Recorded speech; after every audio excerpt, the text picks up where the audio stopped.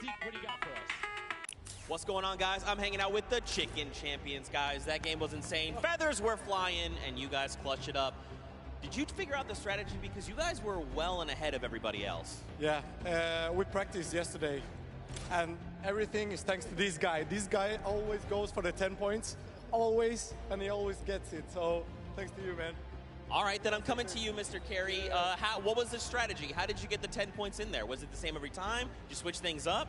Yeah, go for the 10 points each time and do the same strategy, and it seems to work. So in this intense game of red light, green light, were you like stopping early, or were you just like going as far as you could go and then waiting for someone to spot you and stopping, or what was your plan? I'm taking it very patiently. Yeah. All right, now over to you guys. What do you guys think of this game mode? Has it been everything you thought it's been? Yeah, it's great. We had a game plan. We definitely did what we came to do, and yeah, that's what we expected. So. Very well executed. You did not lay an egg. All right, final question for you. I want to give you the chance to tell the world, you know, all the fans something. What do you want to tell them? Thanks for the support from Spain for the other world, and my team is it's good in this mode, and will we win the next match? There you go. The excitement is real. Gentlemen, congratulations. Best of luck going forward. We're sending it back your way. Brilliantly done there from the Chicken Champions. Thank you so much, Zeke. They're excited to be there. They stuck to the gameplay. And shout out to Bensor. The one thing he was looking forward to on this trip, he wanted to play in front of a big crowd. He got that moment, running through, securing that for the Chicken Champions. And immediate El Rubius turned to him and was like, it's all him, man. He put the team on his back or put the team in his dumpster. I don't know. That normally that wouldn't be a good thing, but in this circumstance, hey, it worked out for him. Yeah, another prop to Kyoto as well. The only or one of two controller players here, you know, in the creative finals. So very nice of him to kind of represent for those guys as well. And again, just showing that he's got the moves out there. He had the moves, was able to find the right angles, and now we've seen some developments from match 1 to match 2. Yep. What was the big thing that stuck out from you that was different? And that last one, honestly, finally seeing someone pick up those 2-point props, right? Using those are points right there. But with that, we'll jump over to Bala. We'll take a fun look at some of the things that developed in our last few moments. Thank you so much, guys. Yes, the Junkyard Juke is developing nicely. Everybody's starting to figure out what all the different tools and props they have available to them. So with that, we're going to hop into some of the tips and tricks that I've seen from the Junkyard Juke so far. We can roll the clip right now as all these players. The first thing I want to point out is there are these springboards. Unfortunately, Dan Yen gets picked out of the sky there. Not too happy about that. But moving on to Tomoya using the statue. This is one of the interesting scores I here with the springboard, the recovery, and just barely doesn't get into the incinerator at the last second. And then here we have Tomoya.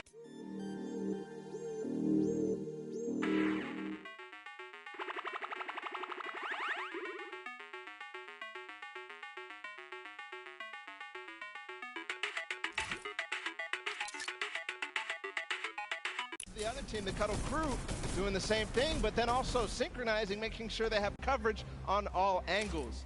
Finally, Tomoya made some amazing calls. We'll listen to them in a second, but this is what he did. Always timing it perfectly so that he can get in and make sure that his teammates also go at the same time and make it into that incinerator. So we're gonna head and listen to what those communications were like from Tomoya and team. In this one, they made sure the countdown was perfect. 1, 2, 3, 4, 10. I score 10. I score 10. We are both. We are both. Yeah, 1, 2, 3, 4, 5. Tap. If they don't kill me, I score 10. Don't 1, 2, 3, I got 5. 4. I got 10. No, he killed me. Oh. We are strong team. Yeah. I scored 0 in the second round. That's the problem. I scored 0 in the first one, so like we are all close points. There you go. The Funky Fighters, you know they won the first Silver Llama. We're going to see if they can win the next one. We've got one more match here on Junkyard Juke to go, and we'll see who will come out on top with the Silver Llama from this. Guys, back to you. Thank you so much, Bala, for that great breakdown. Listening to the comms, that's one thing I hadn't considered. I always just kind of like, yeah, it's going to come up now. But these guys all on comms talking, have one guy counted out. That guy's just like a metronome, make sure he has it on the dot every single time. Brilliantly done from them, but will they be able to take back that top spot? We've seen them do it. If they can grab that silver llama, they'll be in such a good spot. But right now, they aren't seeing the same success they saw before. Yeah, you want to get the silver llama, but to get there, you got to make a new strategy. I think that right there, there was a lot of information in that bit right there. You kind of noticed the team synergy, and he said something very important in his interview there. Talked about being patient. You really have to be patient. You can't let the frustration get to you. You saw Scissors very expressive on the cam. Just, it's hard to get the pointer, and that's what I talked about before this whole thing started. I said, trust me, this is a lot harder than you guys think. You might just, you know, oh yeah, I'll turn it to something and run it through. Nah, man, you're gonna get shut down. But I mean, it's just like, if you think about it, it's the mental aspect that really comes with it. If you're able to frustrate somebody else, then they're that much more off their game. And these guys are all great at that, coming through from some of the Death Run qualifiers. It makes it that much harder. But thank you guys so much for joining us here. And again, don't forget, there is a fantastic, awesome event-specific merch starting here right now, today on the 26th. You can also get it on retailrow.com. Make sure you celebrate the event. Remember it, grab some from your friends, your brothers, your family, people who couldn't be here, and celebrate the first ever Fortnite World Cup. Yeah, you saw some of your favorite pros and competitors here rocking that new swag. Definitely loving it. All types of collaborations going on here.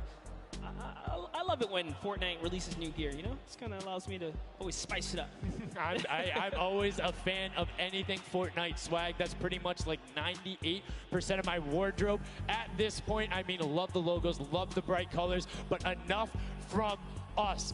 Match 3, set number 2, the final one on the original version of Junkyard Juke before we see the remix later on.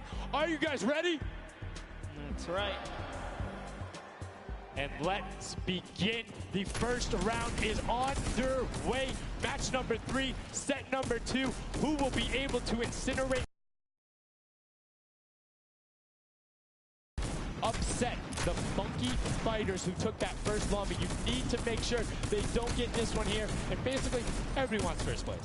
Yep, and you can see there, Taldeck did land a shot straight through the curtain.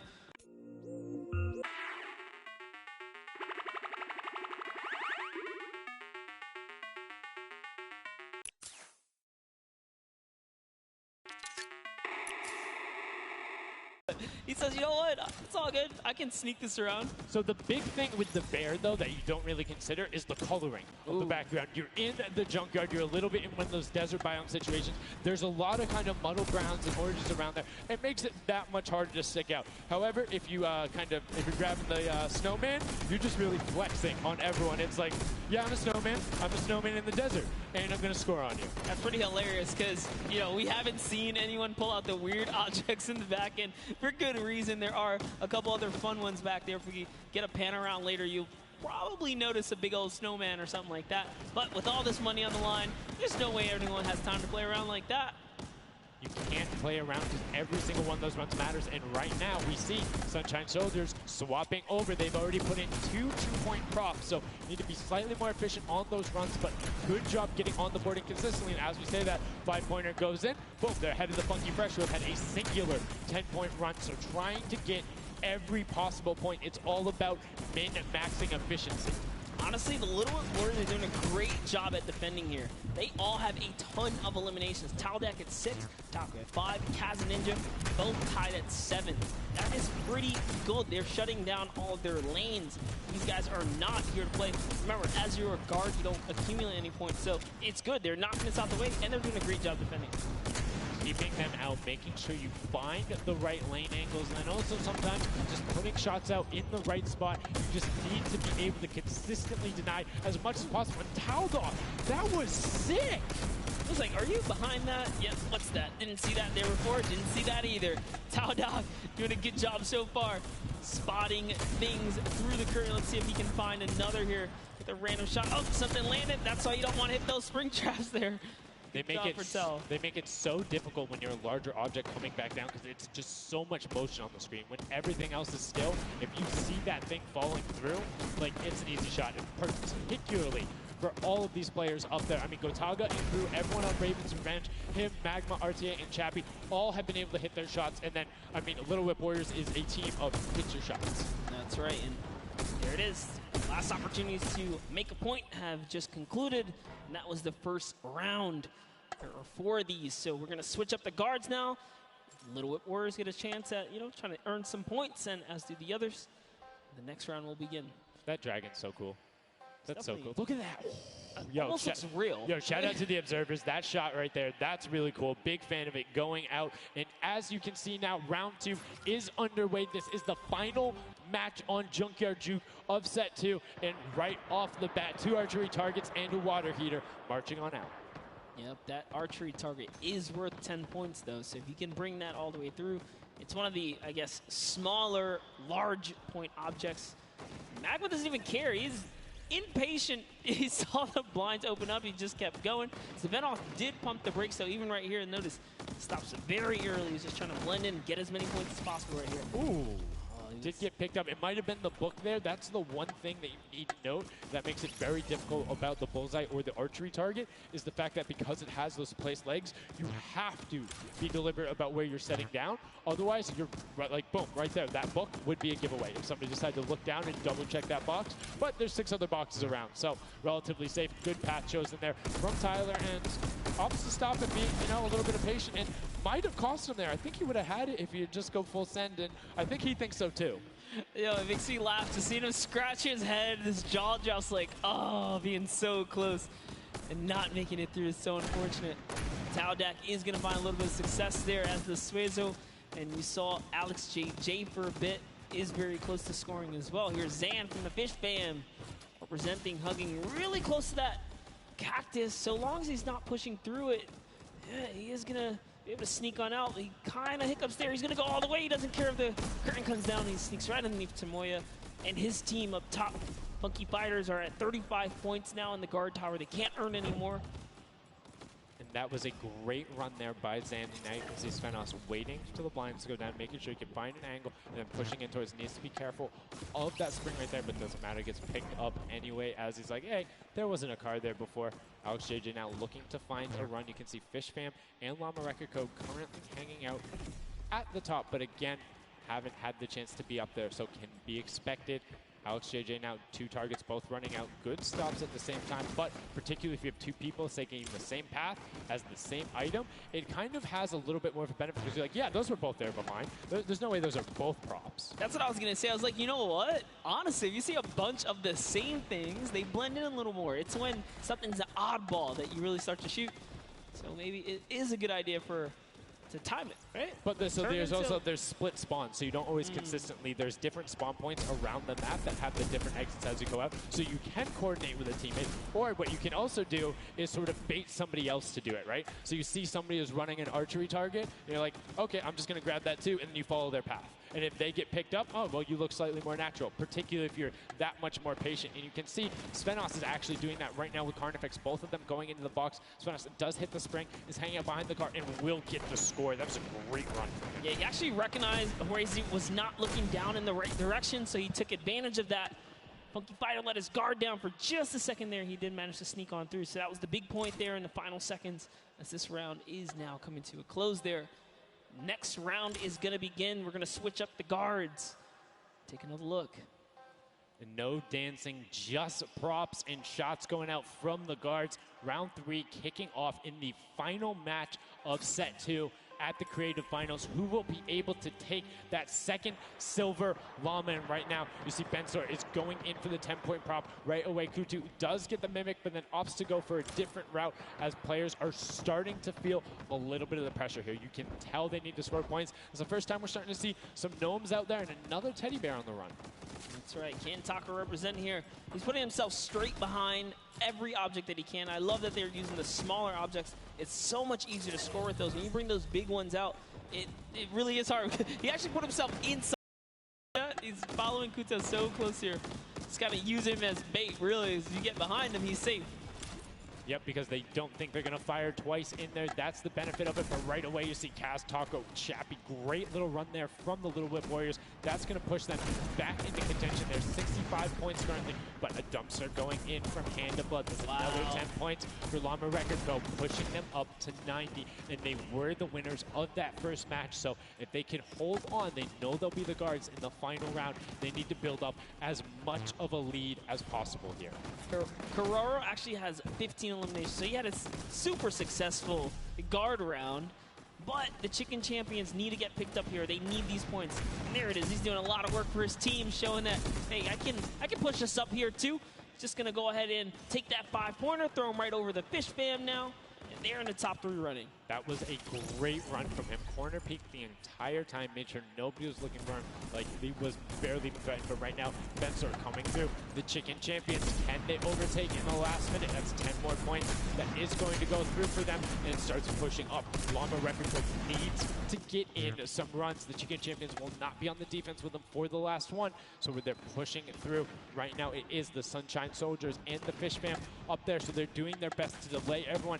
Sandy gets picked off by Tyler, and now Carnifex is chilling in the back on that rusted out car. Hand of Blood just barely avoids the shot. Oh,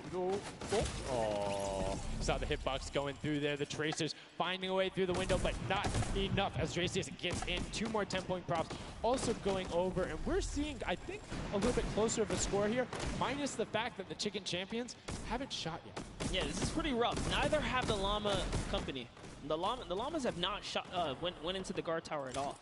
You can tell because when we go to their POVs, they don't have any elims, so they have not taken a run yet. Yes, excuse me, I misspoke there, meaning the Chicken Champions had already shot. Oh, the fact that they're already so they're doing great. Llama needs to press on it. The only team who really has a definitive lead right now is the Chicken Champions. Effectively, they're up 30 points on the rest of the field because Cuddle Team and Llama Record Co both have to shoot next round. Oh boy, so if they can't secure a big lead here in the last couple of seconds, if something can't get processed, oh, the poor Burger at the very end.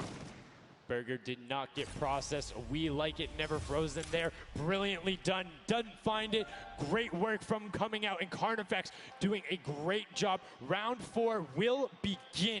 It's going to be the last match, and we're going to see what the line is going to be.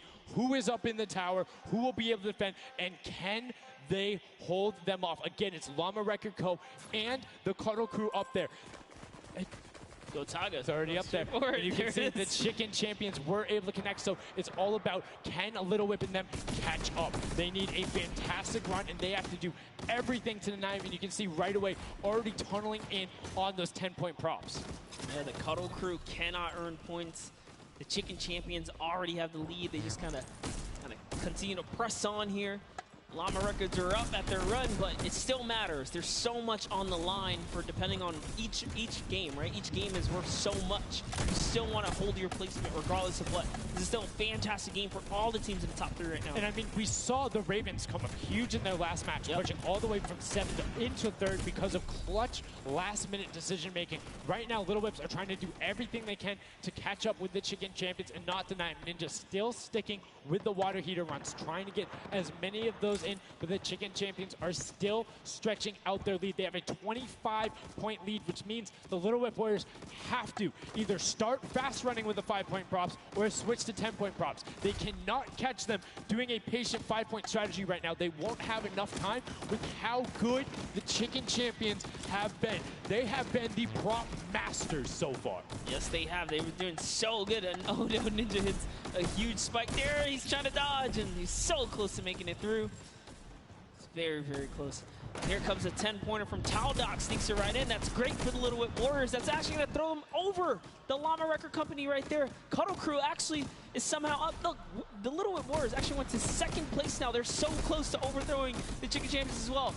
It's going to come down to the last final moments. Can the Little Whip Warriors get the runs they need to? You can see Kaz is taking the corner route, trying to find whatever he can, and he's doing it very well so far. Avoiding the jump pads there. Pretty sure Ninja called those ones out on the run since he hit them on the last time. You can see they're only 20 points down. They're all on 5-point props right now. They will be able to do it, but all of a sudden, Fish Fam is right there as well. They're only 25 points out. Here comes a rotation of prop. 5 points will be coming across for the Little Whips. Fish Fam also getting it, but Cuddle Crew does finally get pushed up there.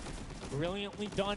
15 points now separates them, but Ryan gets one in for the Tender Defenders, pushing it back up to 25 with only 30 seconds remaining. Rubius knows if he can get this water heater in, if he can be safe. Oh, apologies, hidden so well. He was the statue going on there. And as you can see, hits the jump pad, stays on the corner, will get it in. That's going to push them 30 points clear. But as I say that, Fishfam catches right back up. 19 seconds left, Monster, in the final match of set 2 on Junkyard Juke. Can the last minute scores come through? 25 points, they need a run of 10s. Kaz got in, the box is coming just behind. Fishfam gets picked up. The Chicken Champions have done enough to round out the final match. Brilliantly done in match 2, repeat in match 3. They are the Chicken Champions. Excellently done, and they defended their crown. That's right, and you have to give props to everyone else that managed to kind of hold a top 3 lead, especially right there in those final moments. Little Whip Warriors, the Fish fans really coming up at the end there, you know, bumping up their prize earnings, because every round, everyone's a winner, but you can earn just a little more. You can win a little bit more.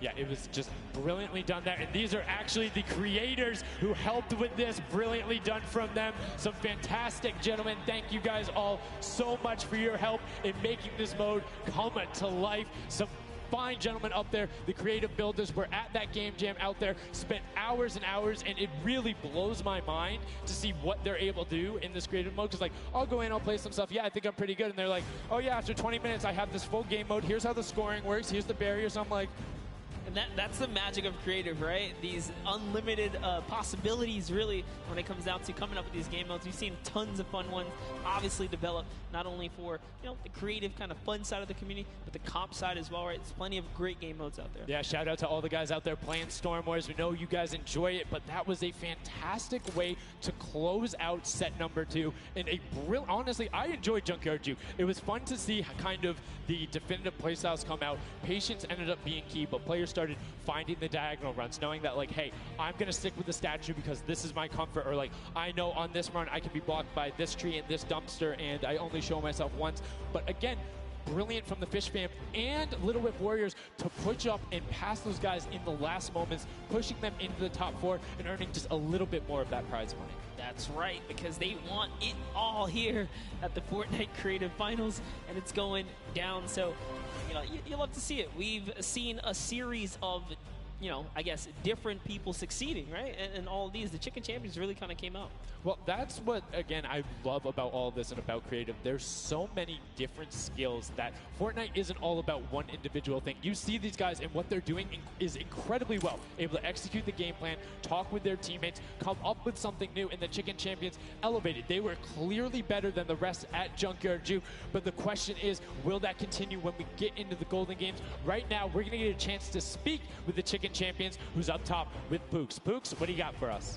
Thank you so much, Sundown. I am down here with the Chicken Champions, who surprisingly didn't fly the coop. They put on an absolute clinic today in the creative trials. I'm here with Rubius. Now, you guys won the last game as well, so 2 in a row. You guys had a pretty great strategy. Do you want to kind of talk me through that a little bit?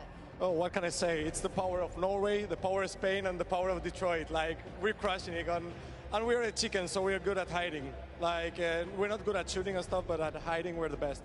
The best strategy, I think, is, well, let him take the big stuff, and we are like the supports. Like, we take the small stuff, the 5 points and stuff like that, and the trick is, don't tell them, anybody, but the trick is to go in the corners. Like, no one is watching the corners. It's insane. So no one is watching the corners. I hope all of your competitors did not hear you just say that. Now, he said that you were in charge of taking the big items. Does that put a little bit more pressure on you? No, it's good. It works good, so.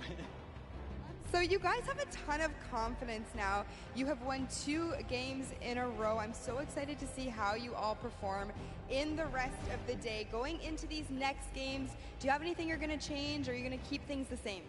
We're just going to keep things the same, stay consistent, keep level ahead, play slow. That's really it. So.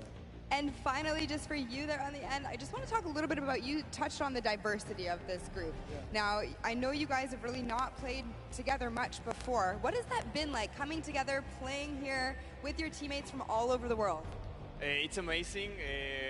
I share these moments with my team, and the next mode, it's amazing. And bueno, this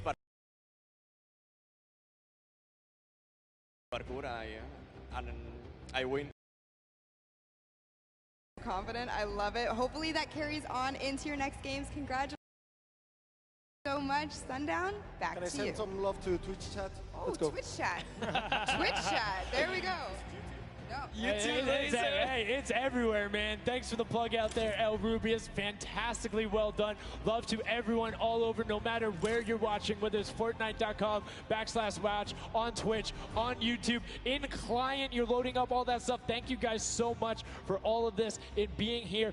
Set 2 is done. It's wrapped. We saw a big shift in the gameplay. We saw a lot of different changes going on, and it's going to be interesting to see what ends up converting into the golden games when we see a little bit of a remix on it. Not going to spoil any surprises. I know, it's fine, but I'm just curious to see who is able to then take their gameplay and enact it when you get to think on it, because you get to then process and be like, okay, we were this close. We were right there. If we had maybe like a little bit more aggressive, or like maybe if we were a little bit better on defending, or maybe one person picked a different lane, the result could have been different. And these guys have been so good at adapting to the circumstances that I have no doubt that the Chicken Champions aren't just going to comfortably sit on top.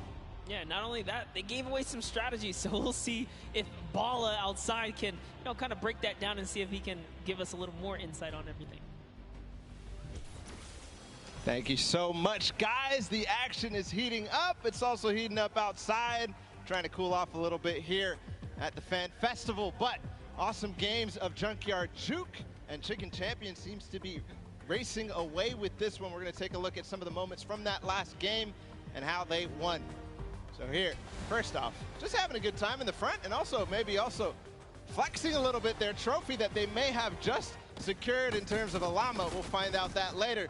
But their strategy the entire time, they said it before in the last game, they're just trying to go for the high points. They're just trying to score these, at least getting not those 2 points that Monster was advocating for, but go for the statues, go for the boilers, all those things that net you tons of points, and that's how they came out to a lead.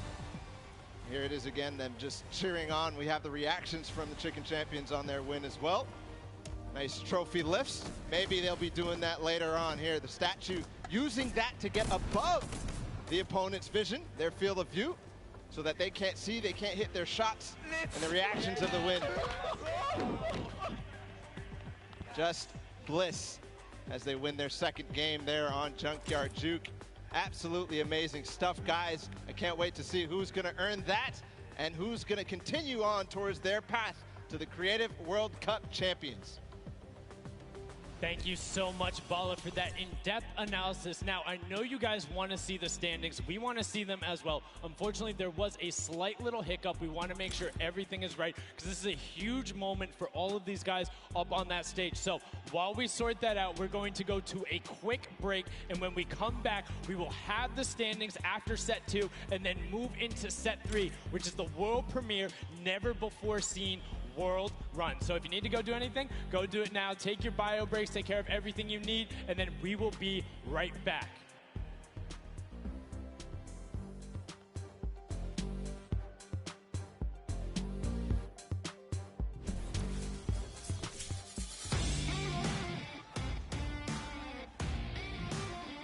Hey, my name's Magma, and today I'm in New York because I qualified for week 4 of the creative trials for Godiga's map. I'm really looking forward to showing my skill set off and meeting all the players and showing everyone what I can do here. When it was first announced that there was going to be creative trials, I was really looking forward to it because it was all I did pretty much 24/7. I looked at it as an opportunity. I find after playing Battle Royale, when creative first came out and Scissors released his first death run, I just instantly sort of, took a liking to it, and I enjoyed playing it. And I guess from there afterwards, when I found there was money involved with doing death runs and stuff, that sort of caught me and caught my attention, and I started playing more. So with my team, my captain is Godiga. He's a French content creator, and my teammates are Chaps and Ardia. I think we can do really well at the Creative World Cup. I think our team has a good combination of the death run skills, but also the shooting and building and the good chemistry we have in the team. I think it can really make our team do well. Magma and my team, Raven's Revenge, is going to do really good in the World Cup, and we're going to smash the rest of the competition because we have the Battle Royale skills, building, death run, we have it all.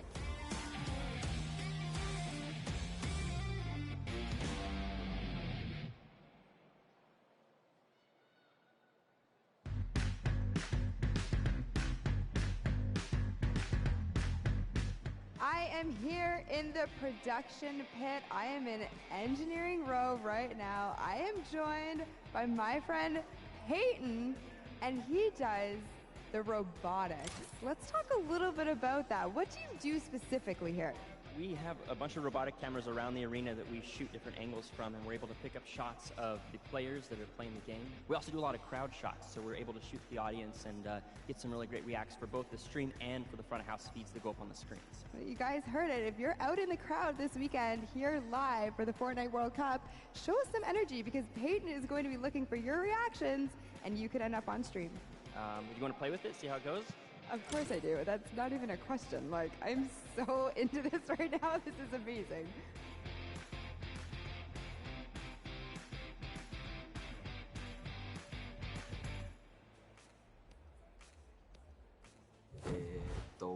I'm Scarlett. I've come from Japan. I'm happy and excited to be playing with so many players that I've seen on the internet.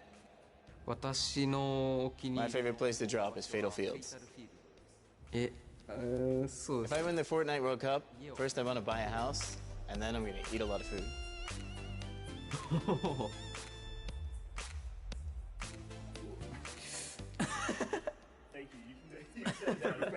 It's so heavy. World Cup Ponsen. I'm definitely going to win the Fortnite World Cup, so keep cheering for me.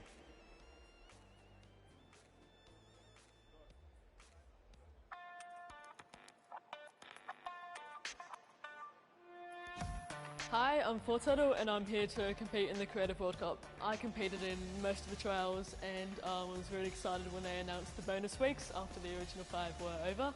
And I competed in the Jadith 100 level map and I had to speedrun 100 levels as quickly as I could. I really enjoyed like all the different styles of maps and death runs that there are, and I really enjoy speedrunning them and trying to get as good as time as I can. The moment I found out that I qualified, it was just insane and I wasn't sure if I was going to before that, and it was just crazy that I am here. And Fortnite and the Sunshine Soldiers are going to win because we have 2 captains, so we're twice as good. What is going on? We're getting some good practice here for the Fortnite World Cup Creative Finals happening very, very soon. A lot of first thoughts, first looks at the Sky Station Showdown, which is an incredible map. It was a great map. I mean, it mixes a huge new element into the game. You know, you got to protect the person with a sword, capture the objective, but my team, great teamwork, and, you know, we kind of pulled through at the end there. It was awesome. 1,000%. You know, so being able to kind of get your hands on the map, you know, before, obviously, the big moment. Practicing, it's nice. It's huge. It's huge. And so, like you said a second ago, this is a brand new way of viewing Fortnite and playing Fortnite, which is incredible. Exactly. It's super exciting. See what people come up with, and then also turning it into a competitive aspect and put it in the game and make this tournament, so. It's amazing. So any general kind of thoughts, concerns maybe about strategy? I don't know. You know, I think we won, so we know the strategy. All right, listen, this is practice still. We've got the big moment coming up very soon, but do you want to shout out your team real quick? Yeah, no, we've got some speedrunners in our midst, actually. We've got Tyler, we've got Zand, and Suzu. They are all speedrunners of death runs. And as you know, later in the Creative Cup, there's going to be a death run involved level, so we're going to take that one home, too. Inspired by the creative man, Scissors himself has made many a streamer, many a content creator very angry with a death run, myself included. Great job with the practice round. We'll see you very soon. I'm excited. Thank you. Ladies and gentlemen, welcome back to the Fortnite World Cup Finals. We are here in day number 1 where the creative finals are going down. The stadium is jam-packed with fans from around the world who have traveled here not only to watch us crown World Cup Creative Finals champions, but also solo and duo champions as well. I'm Zeke, this guy right here is Bala, and we're getting ready to hop back into all of the action. Now, I think, you know, we've seen a little bit of the first 2 game modes. You know, we got to see a little bit of the Sky Station Showdown. We got to see a little bit of that Junkyard Juke, but there's actually something that Sundown teased, and that is the World Run. Yep. The World Run coming up next. It is an awesome, you know, it's something that I think a lot of these players are used to. Yeah. And I think they'll be very, very comfortable here. We'll have to see whether the challenge of the obstacle course will be, you know, anything that these guys can balk at, or if they're going to be able to just cruise through it. We'll see. It's going to be fun, though. Well, it's going to be really interesting, right? A lot of these players are very familiar with death runs, and it's very, like, mechanical, right? Yep. If you know how to execute, you can get through these obstacles, but you have to kind of get your eyes on them first, figure out how they work, and then make it through. So I think it's going to be very interesting, very fun for everyone here, and all the players as well. I'm hoping to see someone make it to the end. I don't know that anyone will, though. We'll there's see. 30 coins, and from what we've seen in practice between us and other people, it's very difficult, so we'll see.